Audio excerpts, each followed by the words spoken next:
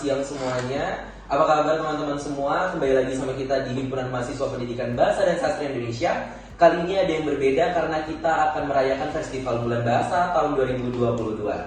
Kali ini kami dari Himpunan Mahasiswa Pendidikan Bahasa dan Sastra Indonesia membuat suatu kegiatan yaitu talk show yang membahas tentang BIPA Bahasa Indonesia bagi penutur asing. Nah, sebelum kita memulai, pastinya kita akan berkenalan terlebih dahulu dengan pemateri kita yang sangat luar biasa pada hari ini. Kami mempersilakan kepada Bapak dosen. Terima kasih Bapak sebelumnya karena telah menyediakan waktunya untuk kami. Sebelumnya kami silakan Bapak untuk memperkenalkan dirinya, Pak. Baik, terima kasih moderator. Jadi perkenalkan, nama saya adalah Dr. Dodi Irawan, SPD MPD Hukum. Saya merupakan tenaga pengajar di Prodi Pendidikan Bahasa dan Sastra Indonesia. Dan untuk pengalaman di BIPA, saya merupakan pengajar BIPA dari UPT Bahasa Universitas 11 Maret Surakarta atau UPT Bahasanya UNS. Saya mengajar BIPA dari mahasiswa dan mahasiswa program kerjasama beasiswa untuk UNS, mahasiswa dari Afrika, dari Korea, dari Rusia, dan berbagai negara lainnya. Nah, luar biasa sekali ya. Nah, pastinya kita memilih pemateri yang pastinya berkompeten di bidangnya ya saya. Hal itu selalu kita lakukan seperti di konten-konten CBC sebelumnya yang pernah disaksikan oleh sahabat bahasa semua. Baik, untuk tidak mengulur waktu, kita langsung saja bertanya kepada Pak Dodi untuk beberapa pertanyaan mengenai BIPA atau Bahasa Indonesia bagi penutur asing.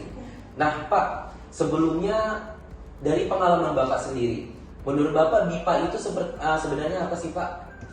Ya, jadi pemerintah pusat sudah menggencarkan berbagai macam kegiatan. Salah satunya adalah promosi budaya dan promosi bahasa. Pemerintah sudah mengirim guru-guru atau pengajar-pengajar bahasa Indonesia untuk berbagai negara. Nah, program ini disebut dengan program BIPA Bahasa Indonesia untuk penutur asing. Targetnya adalah pengajar-pengajar ini mengajarkan bahasa Indonesia untuk negara-negara lain. Apa outputnya? Agar bahasa Indonesia bisa menjadi bahasa internasional dengan banyak orang yang memahami bahasa Indonesia itu sendiri. Dan salah satu targetnya adalah menghadirkan para wisatawan untuk hadir ke Indonesia untuk menumbuhkan perkembangan ekonomi tentunya di Indonesia. Nah, hal ini juga sejalan ya Pak seperti yang dikatakan oleh Kepala Badan Bahasa dari podcastnya kemarin yang bisa kita lihat di kanal YouTube Badan Bahasa atau Kemendikbudristek, itu juga mengatakan bahwasanya bahasa Indonesia ini sedang gencar-gencarnya untuk dikembangkan di luar negeri. Betul sekali, saudara itu. Jadi target pemerintah ini tidak main-main dan program BIPA ini sudah, walaupun kemarin sebelum pandemi kan pengajar-pengajar itu langsung turun ke luar negeri, lalu dihantam badai pandemi, program ini juga tetap jalan walaupun secara daring dan lain sebagainya. Seperti itu. Berarti program BIPA ini sebuah program yang memang dicanangkan pemerintah ya Pak ya, untuk sebuah program yang memang luar biasa ya. Kalau saya dengar luar biasa sekali ini. Nah, dari BIPA itu sendiri Pak, apa saja sih Pak yang dipelajari pada BIPA itu? Ya, jadi sebenarnya sama sih. Kalau untuk pengajar BIPA itu kita seperti ngajar anak SD gitu. Mungkin sebelum anak SD, jadi kita belajar tentang bagaimana silsilah keluarga, bagaimana anggota tubuh. Jadi kan kalau dalam bahasa itu ada namanya berbicara, ada namanya kita mendengar, ada namanya membaca. Jadi kompetensi-kompetensi ini yang kita ajarkan kepada pengajar BIPA. Bagaimana mereka berbicara, bagaimana mereka membaca, lalu mendengarkan. Nah, untuk materi-materi membaca, menulis, dan mendengarkan ini sudah ada materi khusus, sudah tersusun. Jadi bagaimana kita pengenalan materi dasar terlebih dahulu, baru masuk ke materi-materi lanjutan. Berarti sama aja dengan kita memulai materi dari awal sekali Pak. Iya, betul sekali. Jadi perkenalan nama, perkenalan keluarga, asal daerah dari mana, mengenai hobi, makanan favorit, ya yang menyenangkan gitu. Berarti kalau misalnya dibalikan ke kita itu seperti kita belajar bahasa asing ya Pak ya? Iya, betul sekali. Jadi kita Jadi mengulang lagi ya Pak? Iya, jadi kalau seandainya kalau kita belajar bahasa Inggris kan, dan kita orang Indonesia belajar bahasa Inggris kan, kita memulai dari awal bagaimana cara memperkenalkan diri dan lain sebagainya. Ya kurang lebih sama seperti itu. Baik Pak. Nah pertanyaan selanjutnya Pak, tadi sebenarnya sudah di-spill nih atau dikasih kunci-kunci jawaban oleh Bapak nih untuk pertanyaan selanjutnya, yaitu tujuan mempelajari BIPA itu sendiri Pak. Mungkin ada spesifikasi yang lebih bulat gitu Pak dari Bapak. Jadi untuk teman-teman khususnya dari prodi-prodi bahasa, baik itu bahasa Indonesia, bahasa Inggris, bahasa Arab, bahasa Jerman, ini tugas dan fungsi kita ya selaku orang bahasa untuk mempromosikan BIPA, mempromosikan bahasa Indonesia di kancah internasional. Tujuannya tentulah sangat penting ketika pemerintah pusat menyiapkan program-program ini. Salah satunya adalah promosi budaya, promosi daerah, dan berbagai macam yang kita promosikan ke luar sana. Salah satunya adalah tentu di awal tadi target untuk bahasa Indonesia menjadi bahasa internasional, budaya kita dikenal oleh semua orang yang ada di dunia ini. Pastinya tujuan positifnya itu banyak sekali ya Pak. Benar sekali. Dengan memperkenalkan negara kita, mulai dari bahasa, loh yang hal yang paling sederhana bisa menjadi sangat luas pastinya untuk negara kita. Kita tentunya orang bahasa juga pasti bangga ya, Iya. bisa mengenalkan bahasa kita juga. Benar sekali. Oke Pak, lanjut ke pertanyaan berikutnya nih. Sampai saat ini sudah berapa banyak nih negara yang mempelajari BIPA itu sendiri? Oh iya, jadi kalau untuk program BIPA ini setiap tahun itu ditambah ya. Setiap tahun kalau kita lihat itu kan ada seleksi untuk pengajar BIPA, program-programnya itu sampai ke Australia, sampai ke Belanda, dan berbagai macam negara itu hampir semuanya sudah ada. Dan menurut informasi dari teman, di luar negeri itu sudah ada mata pelajaran atau mata kuliah bahasa Indonesia. Jadi bisa dipilih untuk mata kuliah bahasanya. Seperti itu. Ya, itu informasi, salah satu informasi yang saya dapat juga Pak, itu salah satu negara yang mempelajari bahasa Indonesia ya Pak. Bukan diwajibkan, tetapi mereka hanya membuat mata pelajaran itu siapa yang ingin mengikuti itu Pak. Nah itu salah satunya pelajaran di pilihan atau mata kuliah iya. pilihan. Benar Pak, itu di negara Filipina kalau nggak salah saya Pak. Ya, Filipina ada, di Belanda juga ada. Luar biasa tuh teman-teman. Jadi kita orang bahasa harus bangga karena bahasa Indonesia merupakan salah satu bahasa yang luar biasa dan bahkan dipelajari oleh masyarakat asing seperti itu. Baik Pak, pertanyaan selanjutnya adalah sebagai pengajar BIPA nih Pak, kendala apa yang sering sekali ditemui Pak?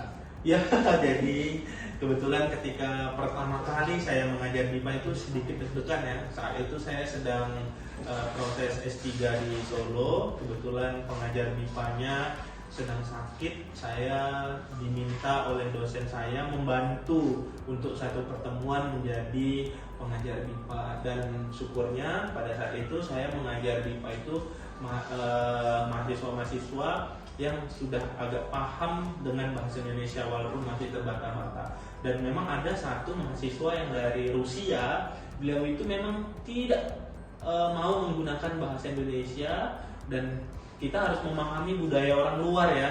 Itu dia sampai ngomong ke saya mau menuntut pengajar, kata dia. Kenapa? Karena saya udah 3 bulan ini belajar bahasa Indonesia kok nggak pandai-pandai, sedangkan teman saya udah bisa, saya nggak bisa. Dia menyalahkan kita. Inilah pengalaman-pengalaman yang luar biasa yang saya dapatkan sebagai pengajar BIPA.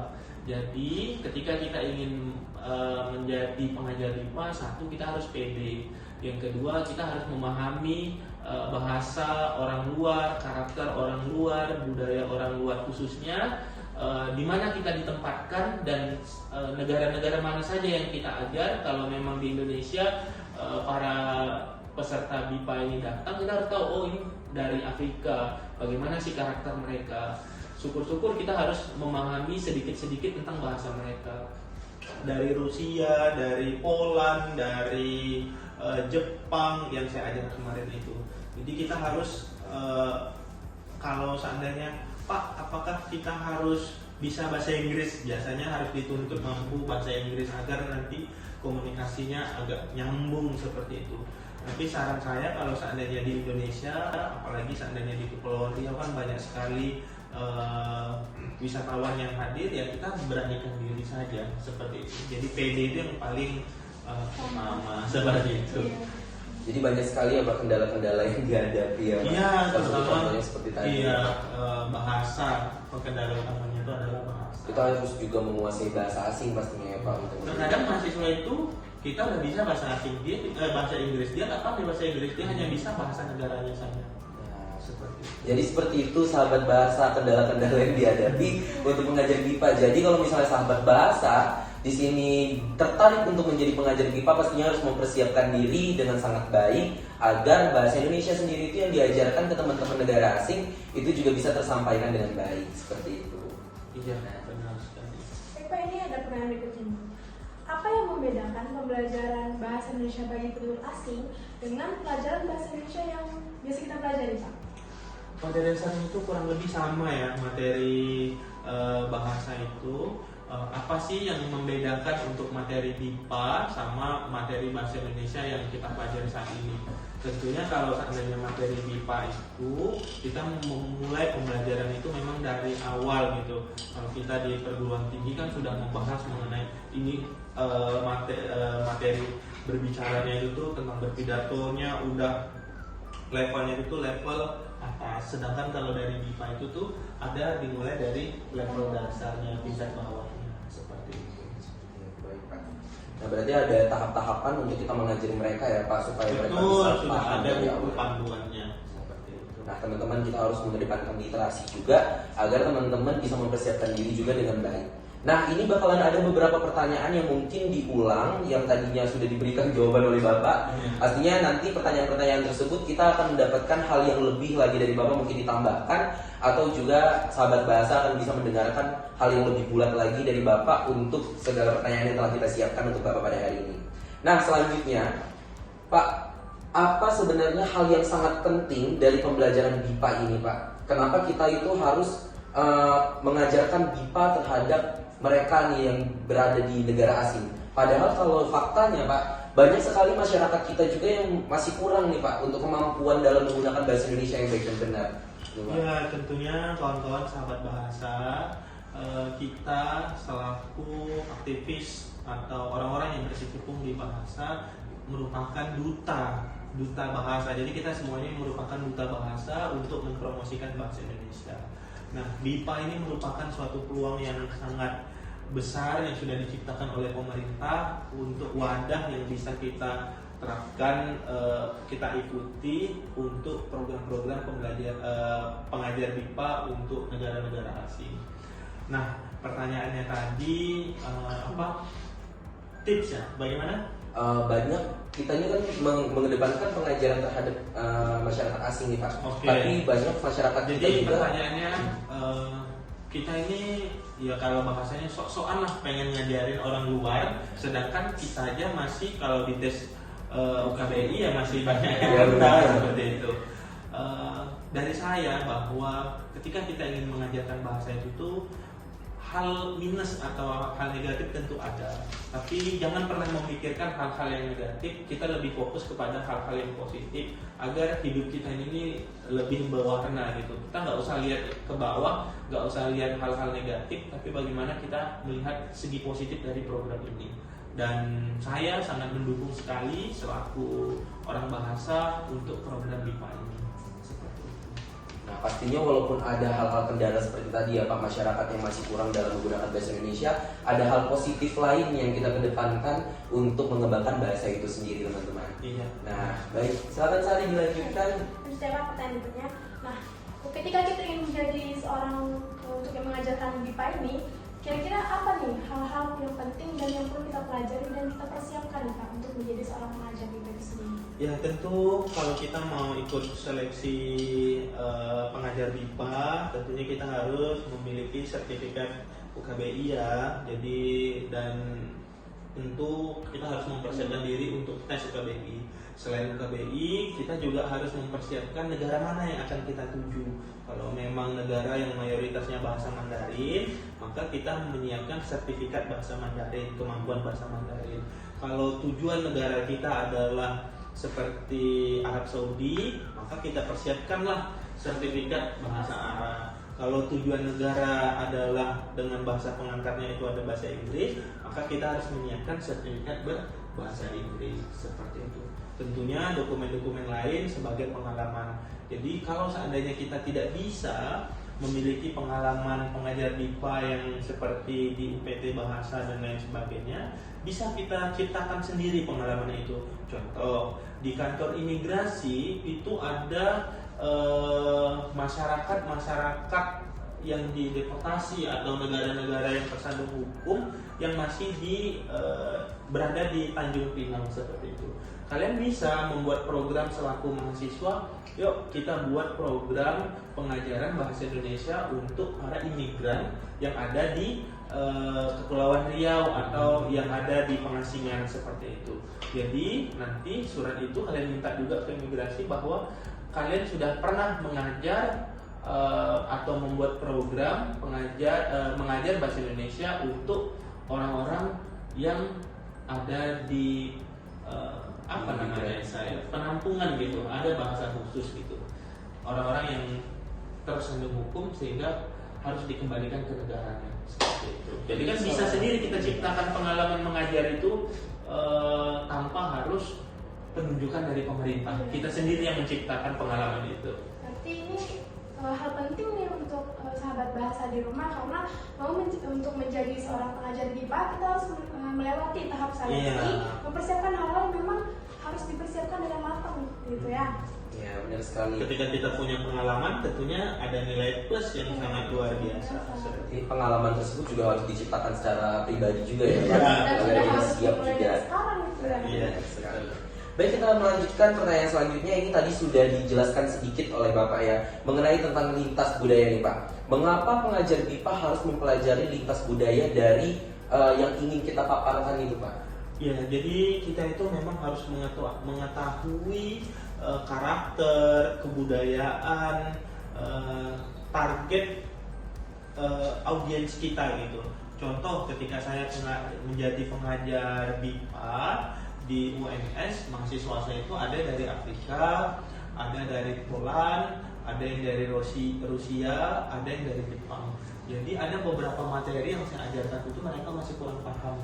Saya gunakan kembali soal itu untuk karena stok soal saya sudah habis, saya gunakan lagi soal itu untuk direview. Kita pengayaan kembali lah agar mereka lebih paham dengan materi yang kita sampaikan. Ternyata yang dari Jepang itu dia langsung menolak, Bapak, saya tidak mau mengerjakan soal ini karena soal ini sudah dikerjakan. Kenapa kita harus ulang kembali seperti ini? Sedangkan yang dari Afrika ya slow saja kan, ini intinya kita mereview kembali pembelajaran yang ada. Inilah salah satu kebudayaan yang harus kita pahami. Artinya kebudayaan mereka sesuatu yang sudah dipelajari ya jangan dipelajari lagi. Kalaupun memang temanya sama, buatlah soal baru yang berkaitan dengan tema sama seperti itu. Ini kan hal yang harus kita pahami tentang karakter orang lain, kebudayaan orang lain seperti itu. Nah, ini sebenarnya bisa kita dapatkan juga saat kita mengajar siswa dan siswi ya Pak. Iya, Di sekolah-sekolah itu juga bagaimana karakter siswa dan siswi itu berbeda-beda ya Pak. Jadi itu adalah salah satu bekal kita untuk bisa menjadi pengajar BIPA juga ya Pak. Betul sekali. Baik, Sari, selanjutnya. Selanjutnya ini sebenarnya pertanyaan sama dengan pertanyaan nomor 2 kan. Materi apa saja yang dipelajari BIPA, tapi di sini apakah dalam materi pembelajaran ini, tadi kan Bapak jelaskan bahwa materi dasar dari anggota keluarga, anggota tubuh, apakah yang diajarkan ini sudah mumpuni untuk dikatakan? Iya, jadi kalau untuk materi BIPA itu kan ada level dasar, sedang, sama yang level atas. Nah, materi-materi ini menyesuaikan juga dengan kemampuan tadi. Ada kemampuan membaca, ada kemampuan menulis, ada kemampuan berbicara. Nah, level yang agak tinggi ini kan yang kemampuan berbicara seperti itu. Level-level itu sudah ada diktatnya. Nanti kalau kawan-kawan target untuk menjadi pengajar BIPA, bisa ada banyak sekali di Google materi-materi ini bisa digunakan.